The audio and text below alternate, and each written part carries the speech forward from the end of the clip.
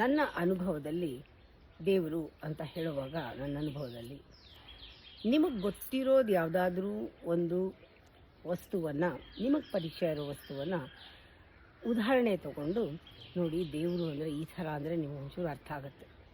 ನಿಮಗೆ ಗೊತ್ತಿಲ್ಲದೆ ಇರೋ ವಸ್ತು, ನೀವು ನೋಡೇ ಇಲ್ಲದೆ ಇರೋ ವಸ್ತುನ ನಾನು ದೇವರು ಹೀಗೆ ಅಂತ ಹೇಳಿದ್ರೆ ನಿಮಗೆ ಕಲ್ಪನೆಗೂ ಬರಲ್ಲ. ನಾನು ಹೇಳೋದೆಲ್ಲ ಸುಳ್ಳಾಗುತ್ತೆ, ನಿಮ್ಗೆ ಕಲ್ಪಿಸ್ಕೊಳ್ಳೋಕ್ಕೂ ಸಾಧ್ಯ ಇಲ್ಲ, ಅದು ರಿಯಾಲಿಟಿ ಆಗೋಕ್ಕೆ ಸಾಧ್ಯವೇ ಇಲ್ಲ. ಆದ್ದರಿಂದ ಇದೊಂದು ಉದಾಹರಣೆ ನೋಡಿ. ಒಬ್ಬ ಹೂವನ್ನೇ ನೋಡಿಲ್ಲ ಅಂತ ಇಟ್ಕೊಳ್ಳಿ.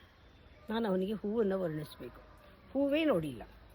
ಅವ್ನು ಬೆಳಗ್ಗೆ ಎದ್ದರೆ ಹೋಗ್ತಾನೆ, ವಜ್ರದ ಅಂಗಡಿನಲ್ಲಿ ಕೂತ್ಕೊಳ್ತಾನೆ, ವಜ್ರದ ವ್ಯಾಪಾರ ಮಾಡ್ತಾನೆ, ವಜ್ರನೇ ನೋಡ್ತಾ ಇದ್ದಾನೆ, ಯಾವಾಗಲೂ ವಜ್ರದನೇ ನೋಡ್ತಾ ಇರ್ತಾನೆ.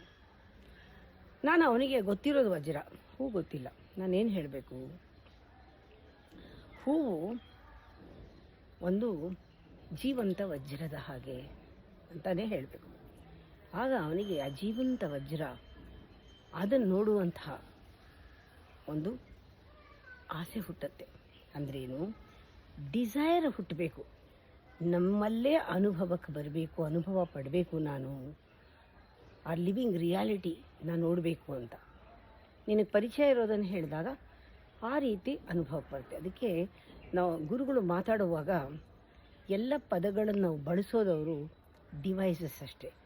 ನಮಗೊಂದು ಡಿಸೈರ್ನ ಕ್ರಿಯೇಟ್ ಮಾಡೋಕ್ಕೆ, ನಮಗೆ ಒಂದು ಅನುಭವವನ್ನು ಕೊಡೋಕ್ಕೆ ನಾವು ಹೇಳ್ತೀವಿ. ಇವಾಗ ನೀವು ನೋಡಿದ್ದೀರಾ, ವಾಲ್ನಟ್ ನೋಡಿದ್ದೀರಾ, ಅದರಿಂದ ಈಸಿಯಾಗಿ ಹೇಳ್ಬೋದು.